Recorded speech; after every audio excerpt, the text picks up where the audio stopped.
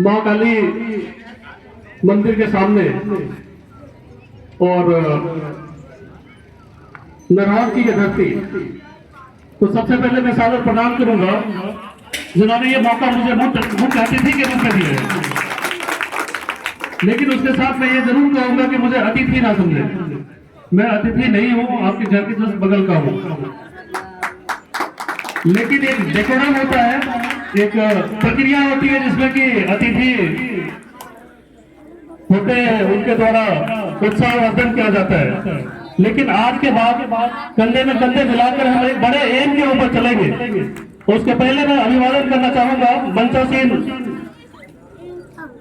Mister तेजस्वी ठाकुर, जो युवा के धड़कन है और मेरे साथ में मंच में बैठे हुए हैं, गगन सिंह जी, अरविंद पांडे जी, ये भाजपा के युवा जिला अध्यक्ष रहे हुए हैं, संकेत झा, डॉक्टर अब्बास, भिखारी यादव, अरविंद सिंह,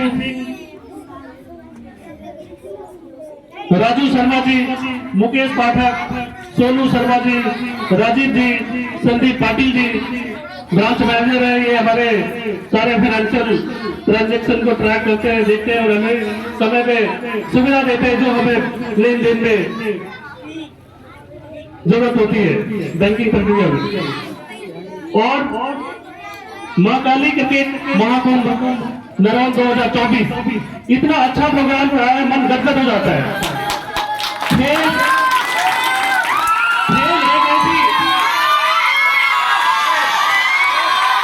एक ऐसी अवस्था होती है, खेल एक ऐसी प्रक्रिया है, अगर वो खेला ना हो तो हार और जीत लगा रहता है। हार जो होती है तो कुछ आगे और मौका मिलता है कि और परिश्रम करें और अगली बारी हम जीतेंगे। हमारे बीच में एक क्या नाम था उनका, उन्होंने कहा भी कि लास्ट ईयर हम जीते हारे थे और इस बारी जीतने का हमने सोचा था और हम जीत गए। यही प्रेरणा होनी चाहिए किसी में भी। खेल में जो जीतते हैं उनको और उनका बड़ा और टारगेट रखना चाहिए और हासिल करने के लिए। देखिए मुझे आप समझ चुके हैं, मैं इस बीच में इन दिनों कुछ महीनों से आपके बीच में मैं आ रहा हूं, जा रहा हूं, आप लोगों से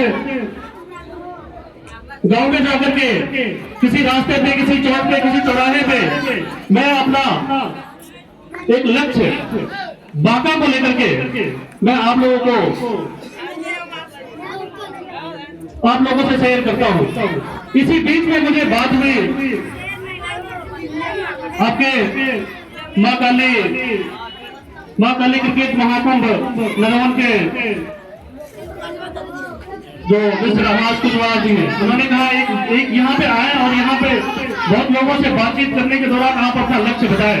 देखिए लक्ष्य वही है जो हमें रोना होता है। जब मैं दिल्ली में रहता हूँ तो मुझे रोना ये होता है कि हमारे जो नौजवान है, हमारे जो युवा साथी हैं, जो यहाँ पे हमें देख रहे हैं, हमारे जो गार्जियन है, ये सब रोते हैं। कोई दिल्ली में रो रहे हैं और कोई अपने घरों में रो रहे हैं। कारण बड़ा साफ है कि दिल्ली में इसलिए रो रहे हैं क्योंकि हमें उचित रोजगार नहीं मिलता है। हमारी धरती में ऐसा कोई, हमारी मिट्टी में ऐसा कोई दोष नहीं है जो कि हम यहाँ पे अपने परिवार के साथ नहीं रह पाए।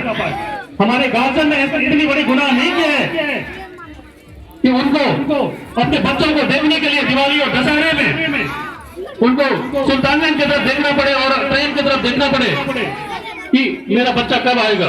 हमारी मिट्टी में भी हमें रोजगार मिल सकता है, लेकिन मिलेगा कैसे? जब तक प्रतिनिधित्व में क्षमता नहीं होगी तब तक ये नहीं हो सकता। जब खेल नहीं होगा तो खेल का निर्णय भी अच्छा नहीं होगा और दर्शक भी दुखी होते हैं। इसी तरीके से अगर प्रतिनिधित्व अगर सही नहीं होता है तो हमारा जो वोट देने का तरीका है वो हमेशा बच्चे में डेवलप करने से ईवीएम में से वहां पे होता है कि हमने गलती किया है। इस बारी उन्माद में आकर के हमें कोई भी काम नहीं करना चाहिए। हमें निश्चित रूप से अपने लिए, अपने बच्चों के लिए क्या ज्यादा अच्छा होगा ये देखना जरूरी है। और वो ये है कि हमारे बच्चों को रोजगार यही मिले। रोजगार मिलने से पहले उनकी शिक्षा की गुणवत्ता को भी ध्यान में रखना पड़ेगा। अगर शिक्षा की गुणवत्ता अगर अच्छी होगी तो निश्चित रूप से हमारे बच्चे अच्छे पढ़ाई करेंगे और अच्छे पढ़ाई करेंगे और उनको अच्छी नौकरी मिलेगी। सिंचाई की व्यवस्था अगर देखें तो आपको देख करके तकलीफ होता है कि जिस जिले में, जिस लोकसभा में 8 डैम हो, वहाँ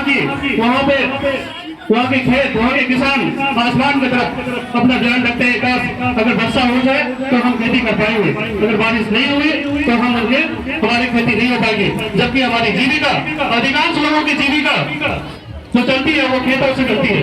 अधिकांश बच्चों की जो पढ़ाई होती है खेत के उपज से होती है। ये क्या हो रहा है?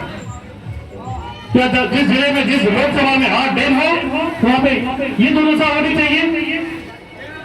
पढ़ाई की वही स्थिति है, सिंचाई की वही स्थिति है।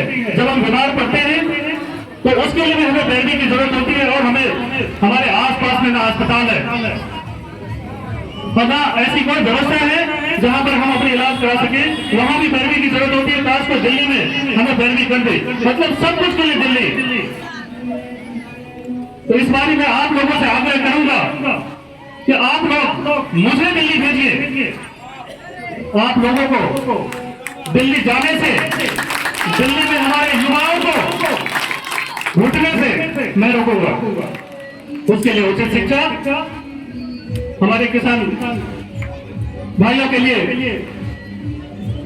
जो हमारे डैम है, हमारे जो वाटर रिजर्वर है, हमारे जो नहर है, ये आपको चलता फिरता दिखेगा और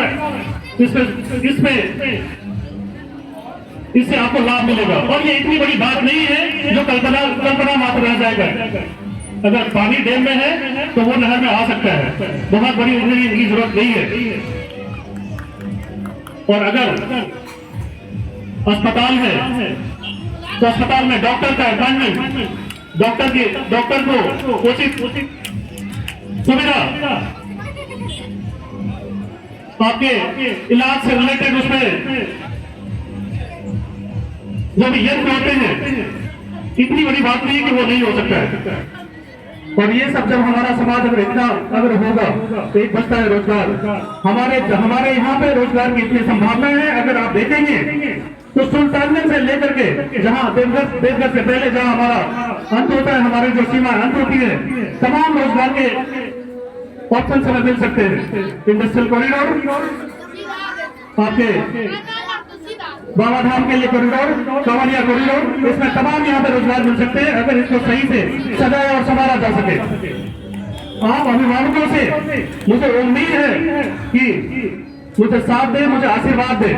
और युवाओं को मैं अपील करता हूँ कि आप लोग मेरे साथ आइए। 2 महीने नाते करने के करने मिला करके चलते हैं तो जो मैंने बताया इतनी बड़ी बात नहीं होगी। बहुत तकलीफ होती है जब मैं अपना यहाँ आने के लिए रास्ता ढूंढ रहा हूँ कि दिल्ली से अपना बांका जल्दी कैसे पहुंचा जाए। तो बांका की धरती पे आना बहुत मुश्किल होता है, तो किसी दूसरे धरती पे आता हूँ क्योंकि जल्दी पहुंचना है तो पहुंचना ही पड़ेगा। क्या हमारे मिट्टी में अगर एरोप्लेन आता है क्या धस जाएगा? वो लैंड नहीं हो पाएगा। तमाम बातें हैं, लेकिन हम एक करके हम पहले हम अपने शिक्षा, स्वास्थ्य और सिंचाई और रोजगार को प्राथमिकता देते हुए हम आगे बढ़ेंगे। और मैं आपको वादा करता हूँ कि आपके वोट रोएंगे नहीं, आपके वोट हंसेंगे। इस बारी जातीय उन्माद में जाकर के, इस बारी परसेंटेज पे जो हमारे सेंसस हो रहे हैं, इन सबको भूल डाल करके और आप स्थानीय लोगों को मौका दीजिए, आपको मजा आएगा। जिस तरह से खेल, अच्छा खेल होता है तो मजा आता है, आप उत्साह भरे घर जाते हैं, उसी तरीके से आपको मजा आएगा। मेरे साथ में कदम से कदम उन्नति के बांका को नया विकासशील बांका, विकसित बांका बनाने में आदर्श मेरा सपना है, आदर्श बांका बनाने का। और आपके बिना ये संभव नहीं है। आप अगर साथ देंगे निश्चित रूप से विकासशील बांका बनेगा, विकसित बांका बनेगा। बहुत बहुत धन्यवाद आपको।